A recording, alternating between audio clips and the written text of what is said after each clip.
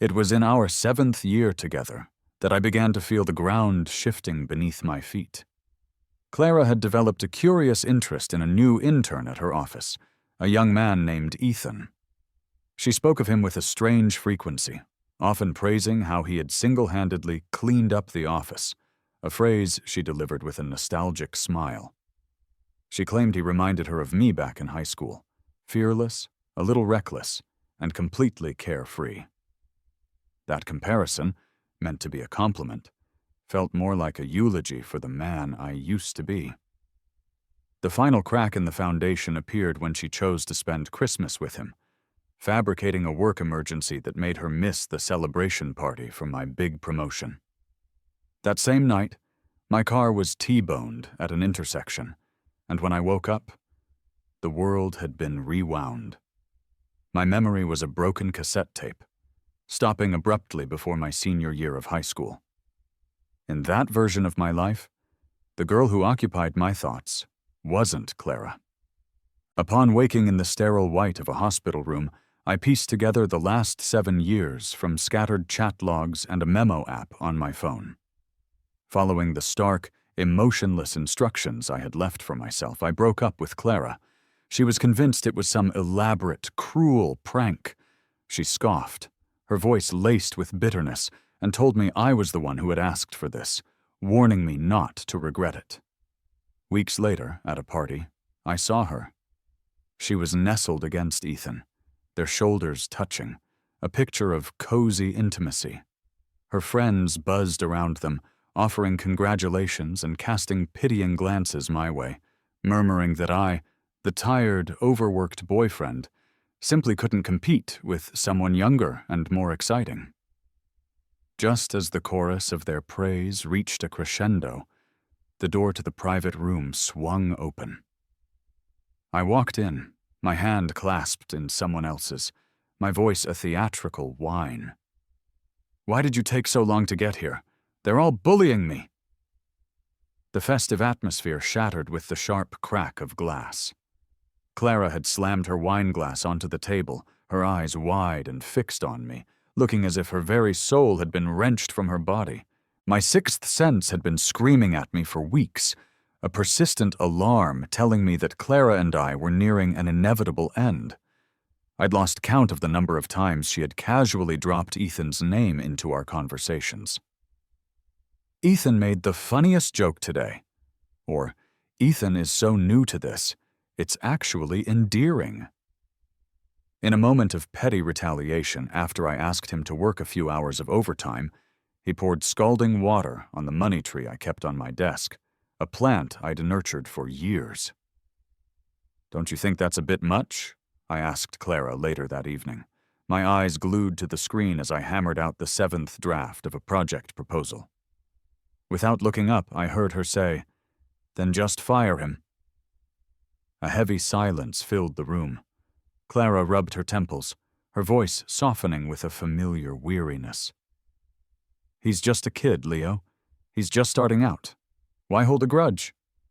Besides," she added, a wistful note in her voice, "he reminds me of you. So fearless. It's quite adorable." Adorable. I wondered if she meant how he'd confidently clock out at 5 on the dot, even when an urgent team meeting was just beginning. Or perhaps it was how he'd talk back to his superiors after a minor correction. Or maybe, just maybe, it was the time he accidentally booked me a standing room only ticket for a 6-hour business trip, all under the guise of being a rookie who was still learning the system. If that was Clara's definition of adorable, then I was fresh out of arguments. If I wasn't her boyfriend, I might have even seen the twisted humor in it, a perfect storyline for some workplace drama. I stretched my stiff neck and finally looked at her. "Whatever you say. A couple of failed projects will knock the adorable right out of him." Clara's expression tightened instantly, her eyes narrowing with a sharp, defensive glint. "Leo, do you really have to be so harsh?" I felt a surge of frustration, but it was immediately swamped by a wave of profound exhaustion. Even breathing felt like a chore. The memories of our love, once so vibrant, felt distant and faded, and the woman standing before me was a stranger.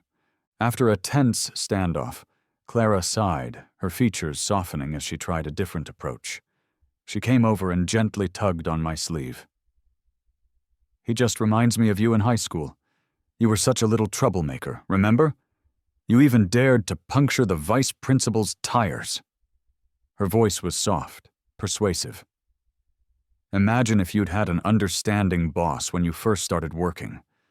Maybe you wouldn't be so stressed all the time now with no time to even rest. That's why I try to be patient with Ethan. It's like I'm giving an umbrella to the younger you." I let out a short, incredulous laugh. "Clara, have you lost your mind? I'm standing right here getting soaked in the rain.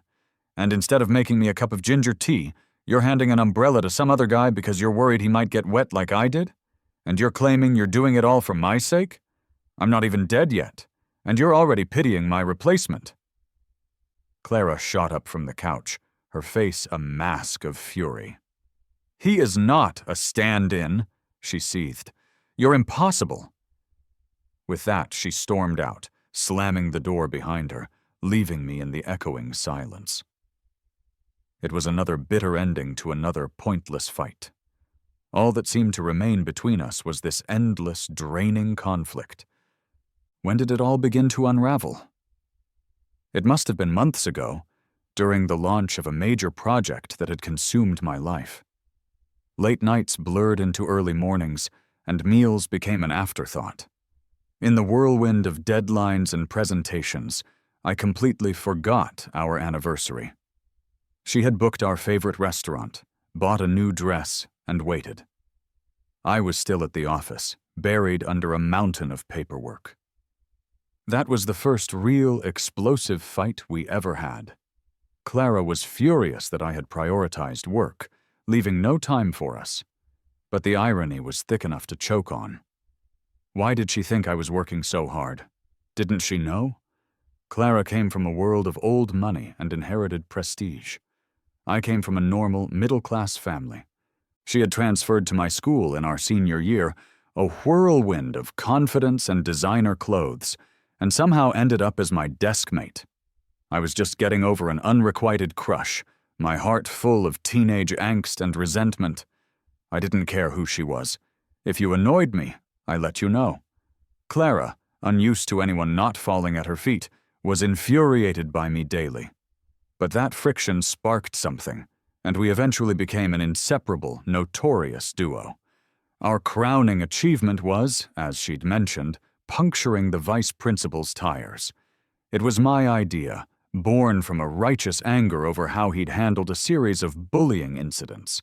But when we were caught, Clara stood in front of the entire school assembly and took all the blame. She insisted she was the sole culprit, reading her apology letter with a dramatic flair that sent the student body into fits of laughter. In that moment, watching her on that stage, my heart did something I'd never felt before. It skipped a beat. Shortly after, her mother requested a meeting with me. She was a formidable woman, polite but with a core of steel. She told me in no uncertain terms to stay away from her daughter. After graduation, Clara would be sent abroad to study, leaving behind everyone and everything from her past, including me. I'd seen enough movies to know what an evil mother-in-law could do to a relationship. My fledgling crush didn't seem worth the inevitable chaos. Logic won, and I forced myself to put distance between us. I deliberately avoided her, making excuses and fading into the background until after our final exams. I assumed we would go our separate ways, 2 ships passing in the night. But one humid summer evening, she appeared at my doorstep. She was drenched in sweat, bent over with her hands on her knees, gasping for breath. She was a mess, but her eyes were impossibly bright, like they held captured starlight. This elegant, graceful girl smiled, revealing a flash of small, sharp teeth. I noticed her knees were scraped and bruised, and she explained how she'd knelt for 2 days to convince her mother, promising to be the perfect, dutiful heir if she could just be allowed to stay. "Leo," she'd said, her voice still shaky. "I know my mom talked to you. Don't worry, she's agreed to let me stay in the country. She won't interfere. So, do you want to be my boyfriend?" The roar of the cicadas was deafening, but her confession cut through it all, clear as a bell. The emotions I had so carefully suppressed erupted inside me. She hadn't pressured me or made things difficult. She had quietly cleared the path herself, leaving me to see only the beautiful journey ahead. Even a pragmatist like me couldn't resist that kind of fierce, unwavering passion. I took her hand. My parents were both doctors who fell in love at first sight. My father, however, came from a poor background with a chronically ill mother to support. My maternal grandfather vehemently disapproved of their relationship, but my mother, for the first and only time in her life, rebelled.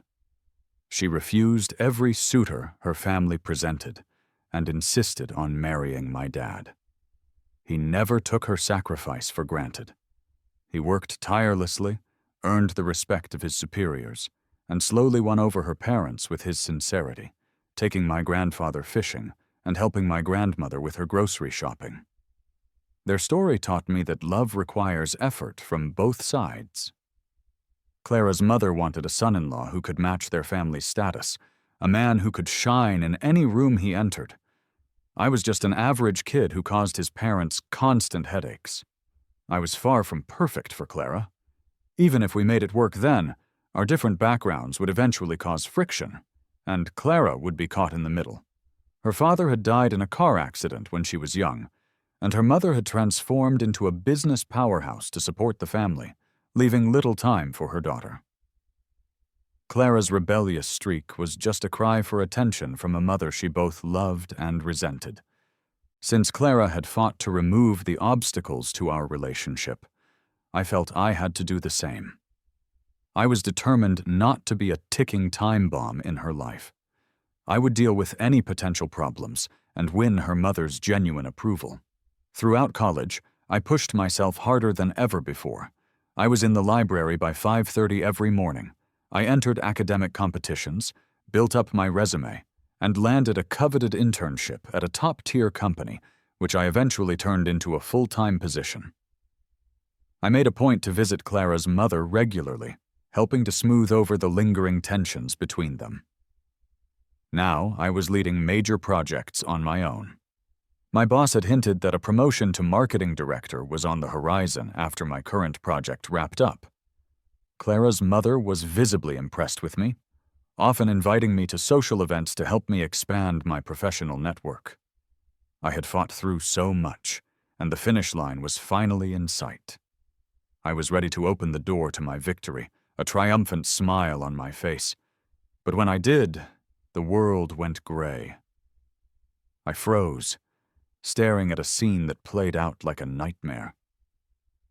Clara, feigning anger, was playfully messing up a young man's hair, her eyes filled with an unmistakable affection. The boy grinned back, a look of mischievous triumph on his face. When he turned, I saw it was Ethan, the intern she was always talking about. I woke up in a cold sweat, my heart hammering against my ribs. It wasn't just a dream. I'd seen that exact scene a few weeks ago when I'd stopped by her office. At the time, I'd laughed it off, asking her why she was messing with the new guy's hair. She became animated, launching into a tirade about how annoying Ethan was, completely oblivious to the intimacy of the gesture. I wanted to say something, but the words wouldn't come. I just listened in silence, an ocean of unspoken things growing between us. I got out of bed, poured a glass of water, and checked my phone. There was a message from Clara. "Leo, I have to go out of town for a few days for work. I'll bring you back a gift. Love you." She was using that sweet, loving tone to sweep our fight under the rug, as if it had never happened. I sighed, typing back a simple, "Okay."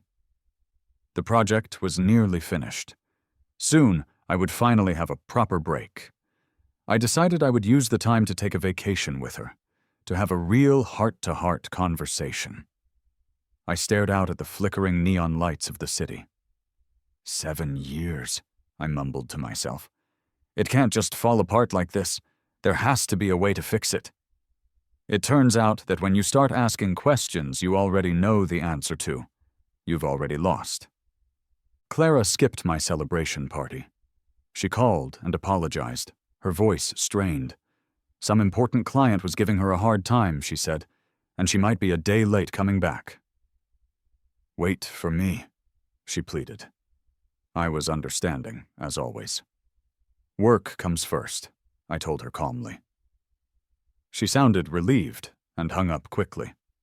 What she didn't know was that a few hours earlier, a former colleague had sent me a photo. He was at an amusement park with his family and had spotted Clara celebrating Christmas. He thought we were on a trip together and was about to say hello when he noticed she was with another man. There she was in the photo, wearing a silly, fluffy reindeer headband, laughing uproariously next to a boy wearing a matching one. Ethan. When disappointment reaches its absolute nadir, all that remains is a dull ache, a profound numbness, and maybe even a strange sense of relief. The shiny facade had finally cracked, revealing the decay beneath. No matter how tightly you try to cover it up, you can't hide the stench of rot. I had to face the reality. This relationship had been decomposing for a long time. I thought I would be consumed by unbearable pain, that I'd cry or scream or curse the 7 years I had wasted. Instead, I just turned off my phone, rejoined the lively party, and drank.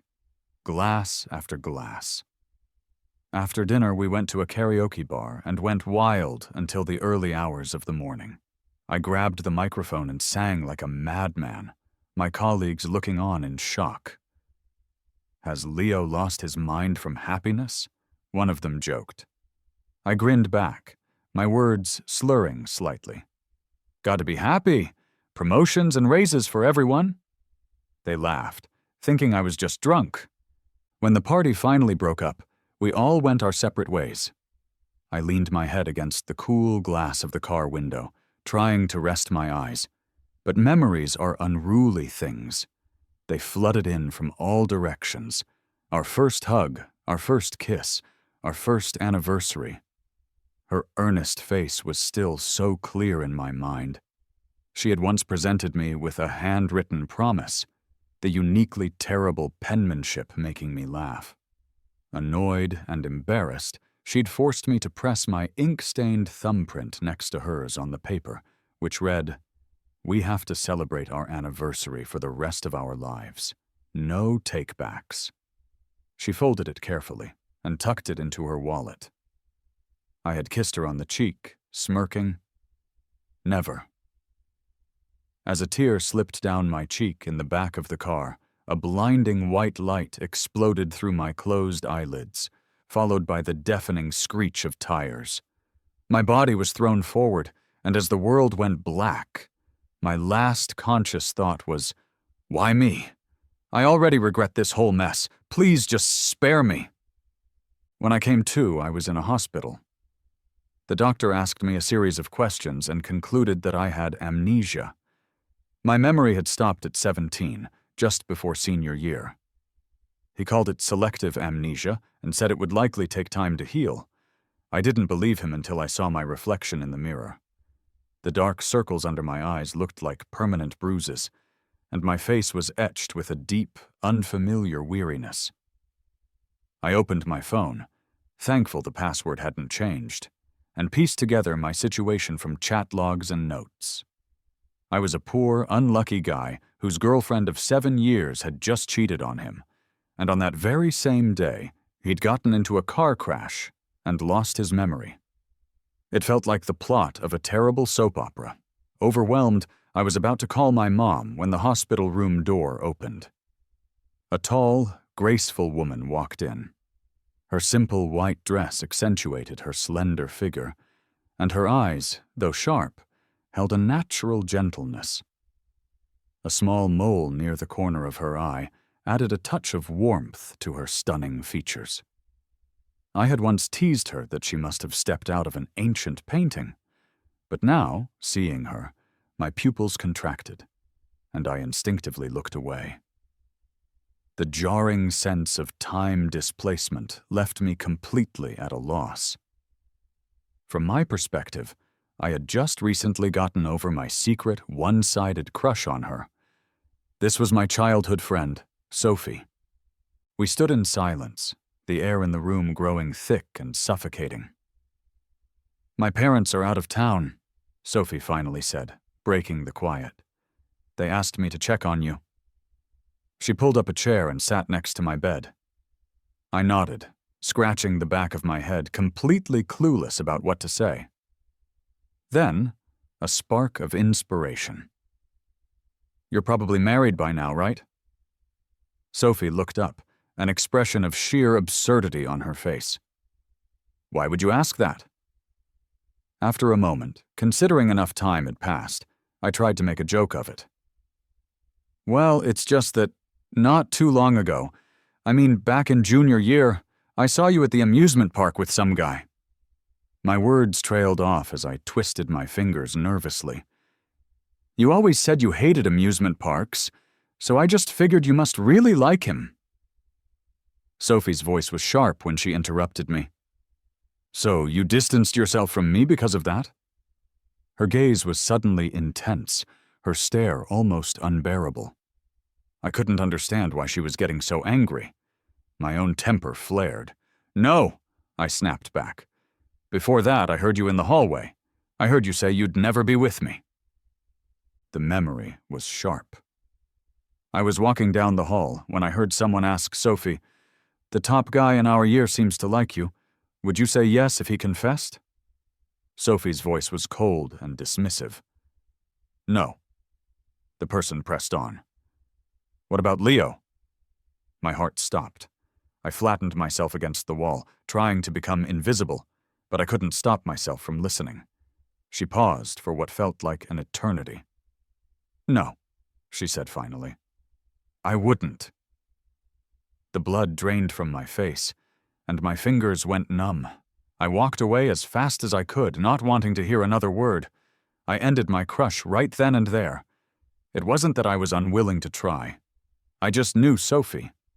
She was like a tightly wound clock, always sticking to her meticulously planned path. If she liked me, it would have happened already. It was pointless to hope for something that would never be. Life isn't a novel where persistence always wins. I had my own path, and if ours didn't align, so be it. This was probably the first time I'd ever been so brutally honest with Sophie about my feelings. The irony was bitter. Just as my feelings for her had ended, I'd stumbled into another relationship, one that was now crashing and burning in a spectacular affair. The girl I secretly liked was at an amusement park with another guy, and my actual girlfriend was getting cozy with someone else at the very same park.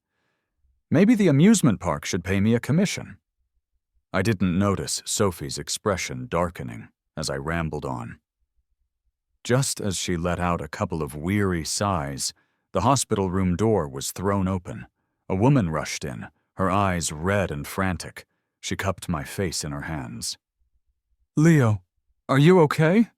she asked, her voice trembling with what sounded like genuine concern. Sophie stood up quietly and slipped out of the room without a word. I felt a cold sensation on my cheek from the woman's hands, and her faint cologne made me feel nauseous. Instinctively, I pushed her away. This was the cheater, Clara. Clara froze, a look of disbelief on her face. I flipped open the Notes app on my phone. The first item on the list was simple: break up with Clara. Feeling a strange sense of calm, as if I were simply crossing an item off a to-do list, I said, "Perfect timing. Let's break up." Clara's fists clenched at her sides, her jaw twitching. "What did you just say?" she whispered. "Break up," I repeated, my voice even. She let out a bitter, incredulous laugh. "You're breaking up with me because I missed your party? I didn't sleep all night so I could catch the first flight back for you, and this is what I get?" Looking at her contorted, angry face, I shook my head. How did I ever get involved with someone so self-centered and dishonest? I felt an overwhelming weariness and didn't want to waste another breath on her. Calmly, I asked, "Did you have fun at the amusement park with your assistant?" Her pupils shrank in panic for a split second before she composed herself. "Is that what this is about?" she asked, her tone softening into something cloying. "Remember that limited edition figurine you wanted? Ethan thought they might have one at the park, so we just stopped by to check." I almost applauded, caught red-handed, and she still managed to flip the blame so smoothly. I wondered what excuse she would have used if I'd caught them in bed together.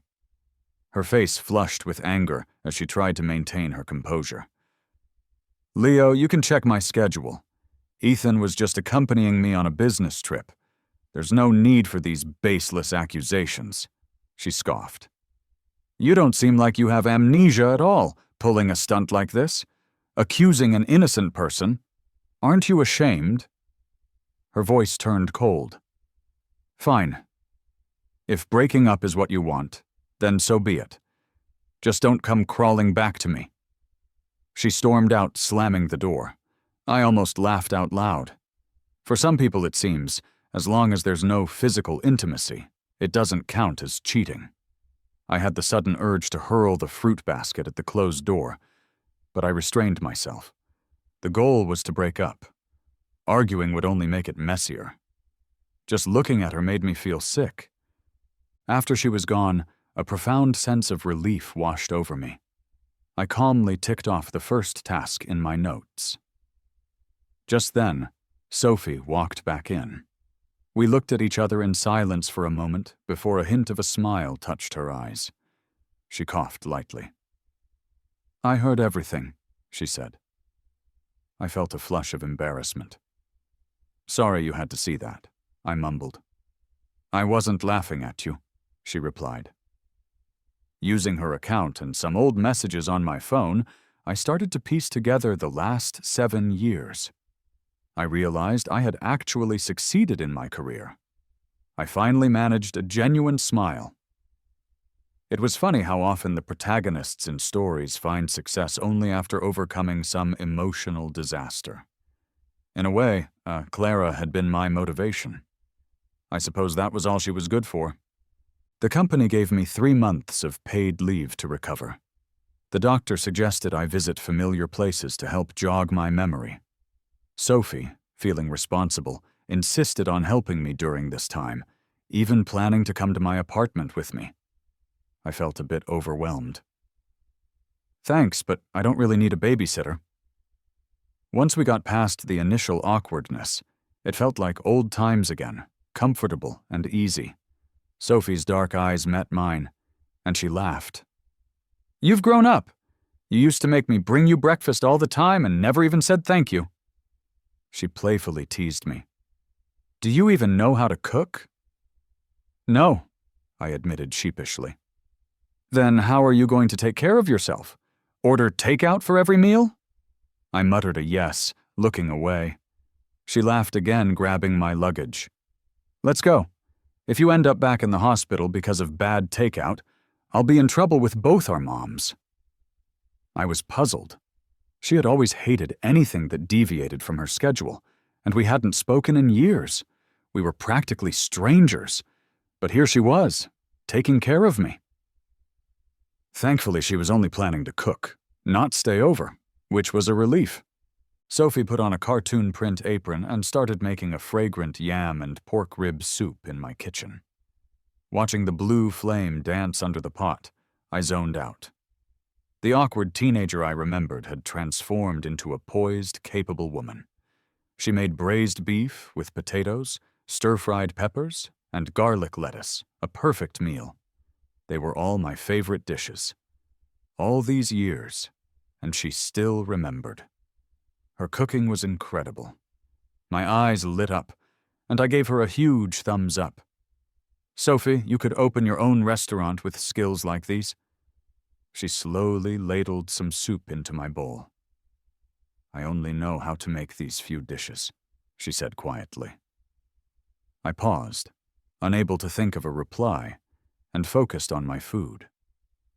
Why did she have to say things that made me think so much? To break the ensuing silence, I changed the subject. "I remember you always wanted to be a doctor. How did you end up in finance?" "Yeah," she said, explaining how she had caught the big data wave and turned herself into a rising star in the tech world. It was like a farmer suddenly becoming a king, incredibly impressive.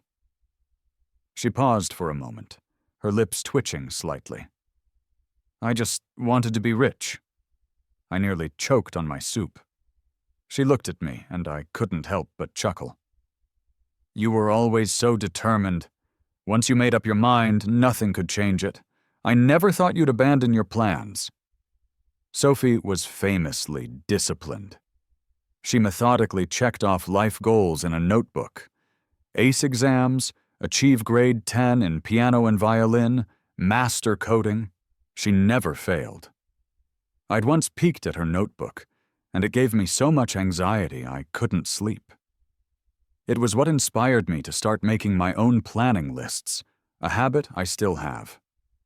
She had always wanted to be a surgeon. My parents had even shared their professional experiences with her. But in the end, she chose a different path. Realizing how much we all change as we grow up, I looked at her with those deep, mysterious eyes. After a moment, she smiled. "No," she said, her voice a little raspy. "We haven't changed." "Starting tomorrow," she announced, "I'm taking you on a tour to jog your memory."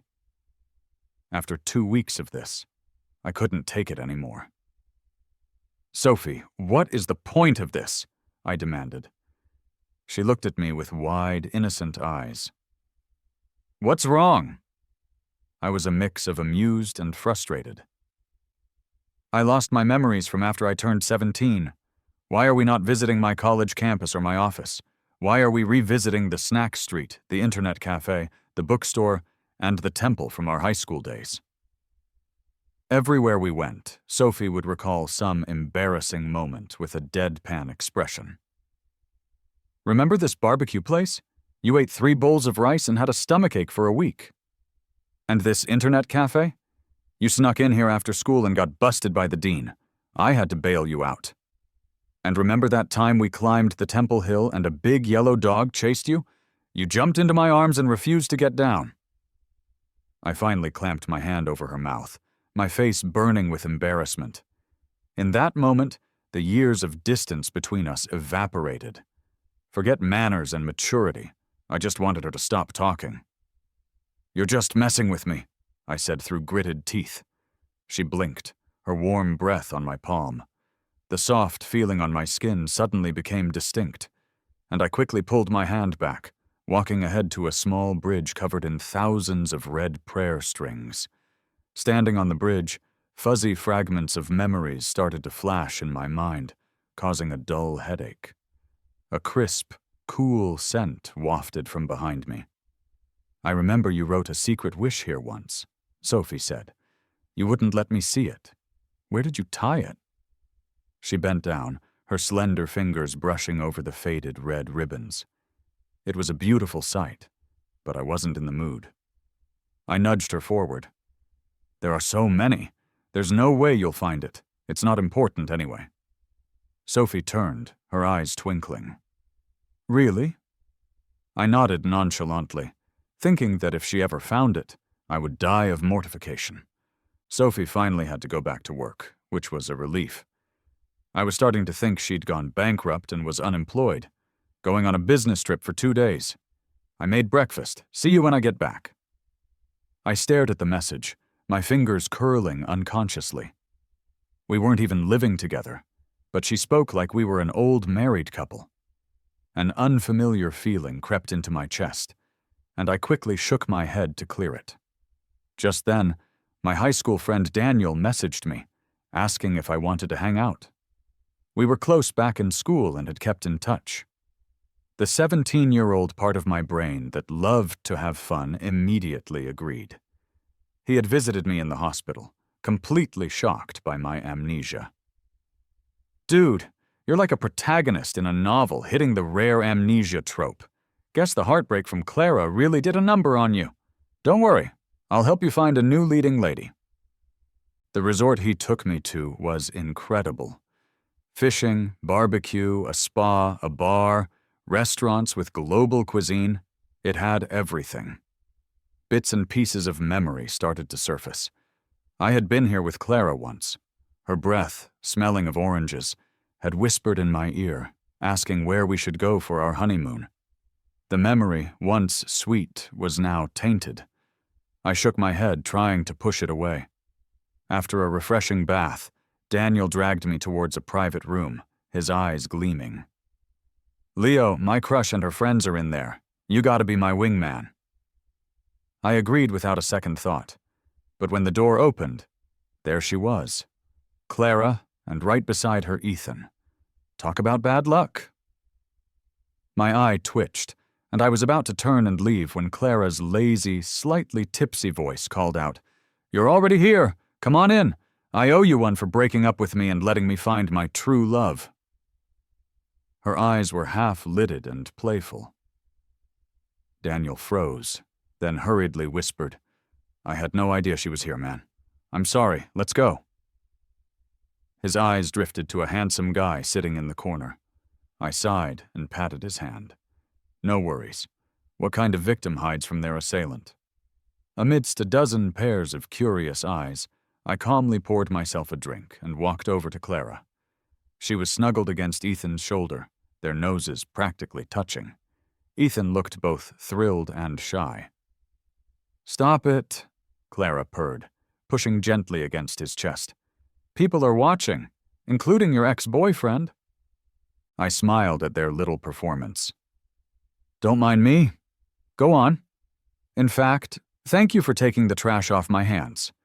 You two should stay together forever. Have kids. Lock it down so this mess doesn't get back on the market. You'd be doing a public service." I raised my glass in a mock toast. The room went silent. Ethan glared at me. "What the hell, you old man?" he snapped. I smiled. "Old man? You should take care of yourself. Those dark circles under your eyes look like they're about to slide off your face." He launched into a rant about how people like me were the reason the modern workplace was so toxic, all while smirking like stealing my girlfriend and living off my hard work was some kind of noble crusade. They really were made for each other. "Really?" I replied. "Then why is a noble workplace reformer like you still working for the capitalist dogs?" His face fell. "Shut up! I'm not some boy toy." Tears welled up in his eyes as he looked to Clara for support. She narrowed her eyes at me, searching my face for any sign of pain. Then she scoffed. "Ethan is my boyfriend now," she declared coldly. "You have no right to talk to him like that." Ethan blushed, clinging to her arm. Her friends quickly jumped in to praise their new couple. "Totally. Leo can't compete with someone young and lively like Ethan." "Absolutely. Leo is so dull. Clara was over him ages ago." I clenched my glass, seething. "Old man? Dull?" I had never been so humiliated. Just as I was about to unleash a verbal torrent, the door opened. The newcomer looked at me, a soft, amused expression in her eyes. "Sophie?" I breathed. "I'm here to back you up." It was as if I'd gone from being stranded at sea to suddenly finding a lighthouse. I didn't need to be a prickly porcupine anymore. I rushed over, took her hand, and whispered close to her ear. "Why'd you take so long? They've been ganging up on me. Please just pretend to be my girlfriend. Shut them all up." She hesitated for a fraction of a second. Then her grip tightened on my hand, her warmth spreading through me. "Whoever is bullying you, you fight back," she said, a comforting smile on her lips. "I've got your back." I remembered back in high school when I stood up for a bullied kid and ended up getting targeted myself. Joanna wasn't there, and I fought 5 of them alone, coming back bruised and bloodied. She had been there to patch me up, a quiet fury burning under her calm exterior. The next day she brought her friends from her boxing class, and we confronted them. She stood guard while I settled the score. Later she reported the whole thing to the principal, threatening to transfer if he didn't take action. He couldn't afford to lose a star student like her, so he punished them severely. After that, she never let me walk to or from school alone. Falling for a girl like that felt like the most natural thing in the world. Looking at her now, it felt like no time had passed at all. My heart fluttered. "Guess it's better not to get the police involved," I said with a grin, looking back at the stunned room. "But make sure you get even for me in the business world. Especially that chubby, sneaky one and the guy with the ridiculous hair." Sophie's expression softened into a smile. "I'll take care of them. For my boyfriend." The silence was shattered by the sound of breaking glass and Clara's sharp scream. Her hand was bleeding, dripping blood and wine onto the table. She stared at me, her face ashen, as if life had suddenly drained out of her. "Leo," she murmured. Sophie's smile was sharp. "Know your place, Clara. He's my boyfriend," she said sternly. I was so over the drama. I pulled Sophie toward the door. Let's go. Bad luck out here, stepping in dog poo," I muttered. Daniel trailed behind us, ecstatic. "Leo, that was amazing. I couldn't interrupt. You guys go have fun. I won't be a third wheel. I'm off to find some ladies," he said, winking before whisking away his own crush. I turned to Sophie. "How did you know I was here?" "Saw Daniel's post. I was nearby, so I came over. So off to find some ladies in the bar later?" she asked, her tone light but with a mischievous glint. Feeling exposed, I quickly changed the subject. "Thanks for having my back. As payback, spend the next 2 days here with me. What are your plans?" Her eyes glimmered. "The scenery is beautiful, and the facilities are top-notch. There's lots to do. We can play whatever you want." My cheeks started to feel warm. "Let's try everything," I said, not backing down. Our first activity was a barbecue. And like a ghost I couldn't shake, Clara set up her grill right next to ours. It turned into a bizarre cook-off. Whatever Sophie grilled for me, Clara grilled for Ethan, all while I endured their relentless, saccharine chatter. "Boss, how did you know I love beef skewers?" "Take a guess." "Aw, you're annoying. Even the most delicious food turns to ash in your mouth in a situation like that." I felt Sophie's warm breath on my back as her pale wrist appeared in front of me, her arms seeming to wrap around me in an embrace. She leaned close to my ear, her voice a soft, compelling whisper. "Need me to get rid of them?" I turned to ask how, and in that split second our noses almost touched. We were so close our breaths mingled. From any other angle it would have looked like we were kissing. Bang! Clara stared at us, her eyes fixed, her barbecue tray hitting the ground with a clatter. The smile vanished from Ethan's face. He bit his lip, glared at Clara, and when she didn't react, he stomped off. Sophie tilted her lips in a small, triumphant smile. "See? There goes one." Clara pursed her lips, her expression murderous. For a second, I thought she might actually grab a knife. But then she turned and chased after Ethan. I couldn't help but grin. "Sophie, you're a genius." The party poopers were finally gone. "Well," she said, still holding me close as she calmly flipped a piece of meat on the grill. "Anyone with a shred of decency wouldn't interrupt a couple. Not that those two have any." I hesitated. "Maybe you can let me go now?" Sophie's voice was steady. "We have to make the act convincing, or they'll just come back." I said nothing, but the tips of my ears felt hot. That evening, The smiling front desk clerk informed us that all the rooms were booked. After exchanging a glance with Sophie, I coughed awkwardly. Maybe I'll just head back. It's not far. I had originally planned to stay with Daniel, but crashing his date felt wrong. Sophie handed me a black room card. Stay in my room. I blinked, taking a step back. Isn't that a bit much? Just the two of us? I was about to decline when Clara appeared around the corner with a tear-streaked Ethan in tow.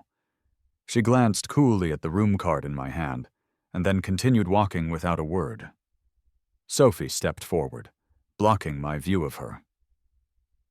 "It's a suite," she said, her lips curving in a scoff. "There's a separate room. Besides, we have to make it convincing. This is the only way she'll finally leave you alone."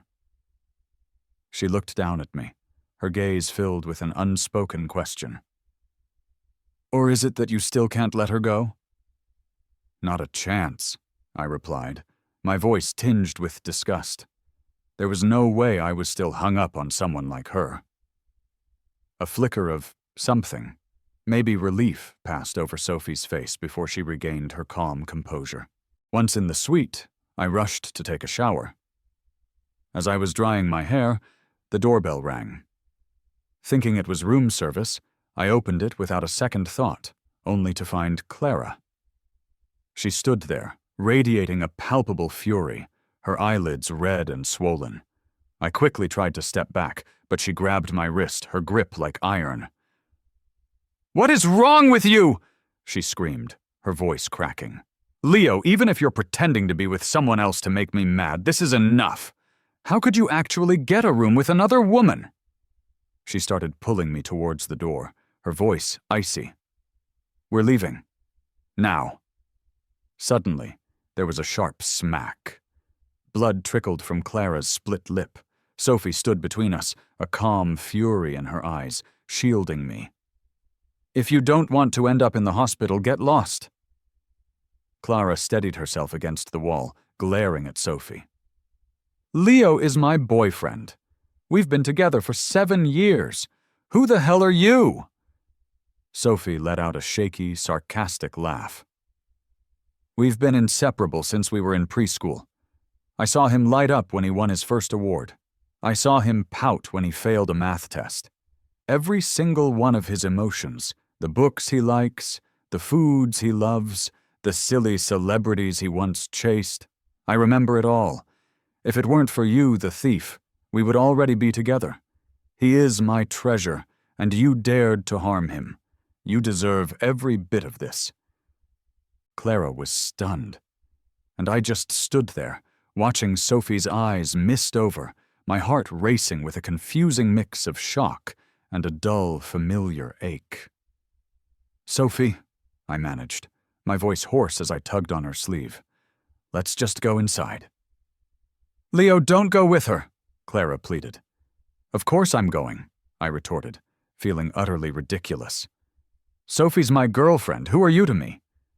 Clara's lips pulled into a bitter smile. "You rent a room with her after just a few days together? If you're that casual, then what about our 7 years? Why did you always act so prudish with me?" A sharp pain jolted through my head. My heart ached with a heavy, worn-out feeling as memories, clear and painful, flooded my mind.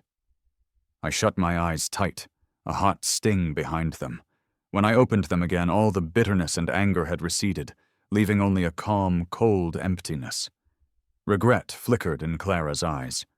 Her lips moved, but no sound came out. Her face grew paler. "Leo," I cut her off. "Why? Don't you know why?" She stood motionless, the color draining from her face. I've always been open-minded. With 2 doctors for parents, I was taught about sex from an early age. It was as normal as eating or drinking. But in my junior year of college, when Clara and I took a trip together, her mother called. She had Clara put her on speaker. After asking about our trip, she got to the point. "Clara, don't take advantage of him. You're both still young, and the future is uncertain. How could you be responsible for him? If you really love him, you'll focus on your studies and the family business. If you break up, things could get ugly." By then, Clara and her mom were getting along better, so she reluctantly agreed. But I knew it was a warning for me, too. I didn't want to become another cautionary tale of a messy breakup involving a wealthy family. I even tried to reassure Clara. Saving the first time for marriage is romantic too, right? I thought our relationship was solid enough to withstand it. But now, she was throwing it back in my face, using it as a weapon to vent her resentment, to absolve herself of guilt for cheating. When did she become so twisted? Or maybe she was always like this, and I was just too blind to see it. I shouldn't be sad. I should be grateful to her mother. She was right. We weren't a good match. After we returned from the resort, I didn't expect to hear from Clara's mother, but she called and asked to meet. "Clara's been drinking non-stop," she said, her voice heavy with worry. "She's lost so much weight, and she calls your name in her sleep. I just don't understand. After 7 years, you were about to get married. Why break up now?" I stirred my coffee, a small, humorless smile on my face. "Ma'am, I find it hard to believe you're unaware of how close she got with her secretary, Ethan. If you already know the reason, why are you asking me?" She hesitated. "Young people. Sometimes they don't have boundaries. She only got close to him to make you jealous. She really cares about you. Can't you two just talk it out?" I snorted and showed her the notes on my phone. As she read, her face grew more and more sullen. It's always clear that until something affects them personally, people can't comprehend the pain it causes others. The notes detailed every single time Clara had mentioned Ethan. The first time, when he mixed up important documents, she thought his clumsiness was cute. The second, when he refused to work overtime, she admired his stubbornness. The third, fourth, fifth, sixth. By the time she finished reading, her expression was grim. I took my phone back. "Ma'am," I said lightly, "I believe I have never taken advantage of your family. Out of respect for you as Clara's mother, I have worked hard to meet your standards so she wouldn't be put in a difficult position. Whether as her boyfriend or a potential son-in-law, my conduct has been beyond reproach. You can ask me to be forgiving, but if this had happened to your own husband, would you be so calm?" She looked at me silently for a long moment before sighing. "Leo, it's our family's fault. I've seen how much effort you've put in. To me, you were already a son-in-law. Name whatever compensation you want."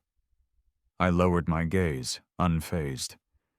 "If you truly feel sorry, then please keep your daughter in check. I want nothing more to do with her." She sighed once more and left. Sophie, worried that Clara might continue to bother me, stayed at my place late into the night. Now that I was back home, I didn't know how to face her. We'd maintained a delicate balance, never bringing up the past, but her words at the hotel had shattered it. I felt unsure how to act around her. We were both silent as I walked her to the door. I wasn't paying attention and bumped into her when she suddenly stopped. Before I could look up, she hugged me tight.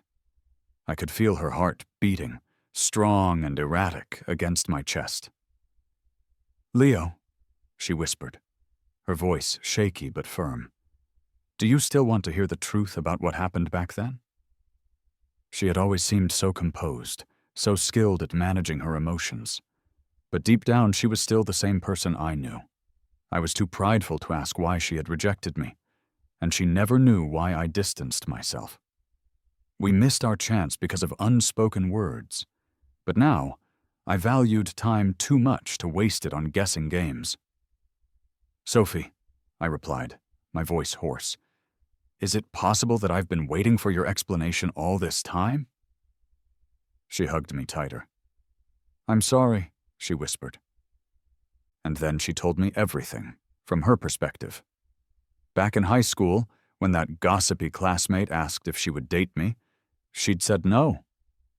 Not because she didn't like me, but because she was a planner. In her mind, high school romance was frivolous. Her new plan, scribbled down in her notebook that day, was date in college, marry after graduation. But the very next day, I started avoiding her.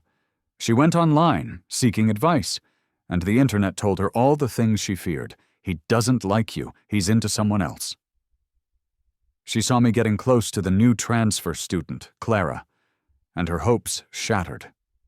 She even braved a haunted house, something she was terrified of, just because she thought it might be a way to reconnect with me, only to find me even colder afterwards.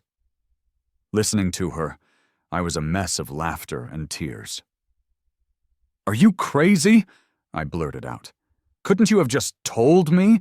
Anyone would take that as a rejection." She was silent for a moment. "That classmate is a notorious loudmouth. I just didn't want anything to mess up our plan." She took my hand, her wrist delicate, her bones distinct. Her dark eyes, for the first time, showed a raw vulnerability. "Leo, do I still have a chance? Will you take me hiking?" I smiled softly at her. "Give me a little more time, okay? Let me clear my head and build a garden of roses so I can show you the most beautiful sights." She nodded. "Okay." The 3 months of my leave flew by. I recovered well, my memory slowly returning in bits and pieces. I smoothly transitioned into my new role as marketing director, handling everything with an ease that surprised even me. Apart from Clara's persistent, almost stalker-like attention, everything was great. One day, I ran into her outside my office building. She had lost more weight, her face hollowed out, giving her a strange, new maturity. Her eyes lit up when she saw me, and she offered me a bouquet of lysanthus, the flower she always gave me when she was apologizing. "What is this supposed to mean?" I asked. She lowered her eyes. "An apology," she said softly. I tugged at the corners of my lips and, without hesitation, tossed the flowers into a nearby trash can. "I don't need it." She stared at the discarded bouquet, her gaze stiff, then forced a smile. "It's okay. I'll bring you flowers every day, no matter how many you throw away." "What exactly are you trying to do?" I asked, my voice flat. Her voice was strained. "I know I was a jerk. Maybe you won't believe me, but I never actually got with Ethan. I just wanted to make you jealous, to see if you still cared. I never wanted to break up." I looked at her, my voice soft. "But you did have feelings for him, didn't you?" Her eyelashes trembled. She was at a loss for words. "Have you noticed how much I've changed?" I asked her. "My colleagues say I'm different. I used to be so tense, so down, but now I feel lighter, happier." Judy's eyes reddened as a painful realization dawned on her. "You're more like you used to be," she whispered, lively and bright. I smiled slightly. "Ending an unhealthy relationship is like removing a mountain from my chest. I can finally breathe again." I looked her straight in the eye. "Clara, you never understood our promise. I wasn't some stray cat you took in to hide from your mother. I was your partner. I was willing to fight the storms with you. But you didn't want a partner. You wanted a project, a pet. You didn't understand that I was working hard to get your mother's approval so she would bless us, not just tolerate me." Her lips were pale, her eyes pleading. "I think all my efforts were just a joke to you. Do you still think I broke up with you just because of Ethan?" Her eyes snapped up to meet mine. "No," she cried, her lips trembling. "It's my fault, Leo. Please, just tell me what to do. I'll change. Don't leave me." How can a person who can't even keep their own promises ever truly change? "Clara," I said, my voice gentle but final. "I don't want your money or your power. I wanted to be with you because I loved you, but your impatience and your games pushed me away. The only thing of value you ever gave me was your sincere love, and now that it's tainted, I don't want it anymore. You have finally, completely snuffed out the last bit of feeling I had for you. Congratulations." She covered her face and sobbed, shaking like a lost child. I turned and walked away from her, and from the girl with stars in her eyes I once loved, and I never looked back. After that, Clara vanished from my life. I heard from mutual acquaintances that Ethan had been fired after throwing a tantrum and being dragged out by security. Honestly, I didn't care. In a way, I should thank him for helping me sever those spoiled ties for good. Coming home from work one evening, the delicious aroma of home cooking hit me the moment I opened the door. It made me smile as I headed straight for the kitchen. "Sophie, you have way too much time on your hands if you're always here cooking for me." She replied earnestly, "A good boss knows how to delegate. If I did everything myself, what would be the point of having a team?" Was she hinting that I was mooching off her? "Want me to pay you a salary?" I offered. She chuckled. "Forget money. Just feed me and house me and I'll cook for you every day." I couldn't help but playfully pinch her cheek. "You're really good at pushing boundaries." Her gaze darkened, looking even deeper into my eyes. I quickly released her and cleared my throat. The next moment, I saw it. The faded red prayer string from the bridge dangling from her wrist. The writing on it was all too familiar. "You found it," I said, my voice thick. The string was old, the ink blurred, but the words were still readable. "Please let me confess to Sophie after finals and succeed." She twirled the string around her finger, and I saw newly added words on the other side. "Please help me confess to Leo successfully, and let us stay together forever." I froze, a sudden tightness in my throat. "You're so childish," I accused her softly. She looked me straight in the eye, our faces just inches apart, her voice a little hoarse. "So, are you saying yes?" I pushed her gently onto the soft sofa, our fingers interlocking as the red string fell to the floor between us. Our lips met, softly at first, then with a restrained passion that flared with every breath. When we finally broke apart, we were both breathless and drenched in sweat. We looked at our disheveled selves and burst out laughing. I rested my forehead against hers. "Yes," I chuckled. "I'm saying yes." Sophie, it turned out, had a secret notebook titled The Husband Pursuit Plan. In her eyes, the only advantage Clara ever had was money. So she changed her entire life path, switching from medicine to business, shocking everyone. She read hundreds of romance novels, trying to cultivate the emotional intelligence of the heroines. She worked out, paid meticulous attention to her appearance, and worked tirelessly to build her own fortune. Her friends joked that she was a peacock, constantly showing off, but all she ever wanted was for me to notice her. When she finally met my polite, distant gaze again after years apart, she realized that no matter how excellent she became, I would never care, because once I chose someone, I gave them all my love. And so she willingly retreated to a safe distance and waited, believing she could outlast Clara. She never questioned how long it would take or if it was worth it. The boy she grew up with was already rooted so deeply in her heart that he was a part of her. Luckily for her, fate intervened. Being loved by me, she said, was more joyful than she had ever imagined. "All those changes you made," I asked her one day, "was it really worth it?" She looked at me earnestly. "I never changed my plan, Leo. Everything about you was always part of my plan. The lighthouse guiding me wasn't a list in a notebook. It was your footsteps dancing under the moonlight. As long as I followed you, I knew I wouldn't lose my way." As Sophie tied that red string around my wrist, she clasped her hands together like a devout believer. "God," she prayed, "I ask for your mercy. Please make it so he never lets go of my hand until the very end of our lives,